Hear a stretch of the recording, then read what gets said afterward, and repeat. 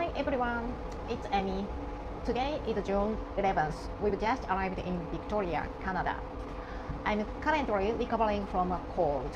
In Alaska, it rained for 8 straight days. Cold, wet, and windy. I quickly realized why locals don't use umbrellas. The wind just destroyed them. Thankfully, my mobile Gore-Tex parka saved me. But just before warm Victoria, I finally got sick. Tomorrow, I'll disembark in Seattle, spend the day out, then board a long flight back to Japan. So today, I'm not going ashore. Instead, I'm watching Victoria from my cabin. Dun. Yeah, it's sunny. So just look around. So remembering last year's visit to Vancouver, and quietly amazed that I'm back in Canada. After 20 days in Alaska, a year ago, I never imagined this. I didn't just see artifact or exhibit. I was part of something more living, breathing conversation. So Amy, Amanda, Jenna, thank you for welcoming me behind the scenes at the Alutake Museum. I was able to spend an hour there, witnessing part of the kayak restoration process and quietly learning about the work being done around the cemetery called repatriation. Amanda, who put her heart into preserving the culture. Jenna, who supports the museum's work from the management side. And Amy, a brilliant researcher who guided me even before this journey began. So sharing valuable data and working alongside me every step of the way. To each of you, I offer my deepest thanks. Thank you for such a powerful and beautiful moment. That line the three of us sat together in the basement. Culture is not frozen in the past. Will stay with me. I know it will. I believe I'll return to Alaska someday, perhaps in a different way, but definitely with the same gratitude and respect.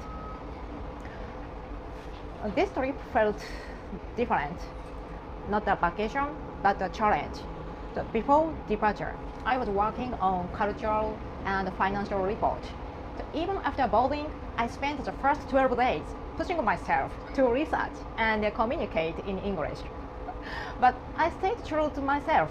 I moved at my own pace, and that made this journey meaningful. So, traveling solo as a Japanese woman on the Queen Elizabeth stood out. Communicating with the Japan side Cunard office was not always easy, honestly. But sometimes I reached out to the UK and Australia branches myself. That's to become part of my learning. So once on board, the crew were incredibly kind. After I explained my situation in Kodiak, the butler and the panther and the consuls helped however they could. I'm truly grateful. On this ship, I met seasoned travelers, so people who'd been to Alaska 5 times. Wow! And Antarctica twice. Wow, incredible! I met solo travelers who'd been around the world. In Seward, I connected with a couple from Fairbanks. Hi. So their stories expanded my sense of what's possible. For that, I'm thankful for.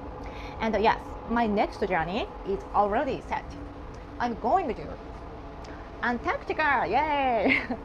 With a company recommended by a friend I met on this trip. It's still a little while away, but when it happens, I'll share it here with you too. So, tomorrow I disembark. This will likely be the final video from the Alaska trip. And if my GoPro data survived, I may share more. But for now, this is where I pause. To everyone who watched or reached out during the trip, thank you. And so thankful. This journey was not always easy. I may not have packed light, but at least I packed honesty, right?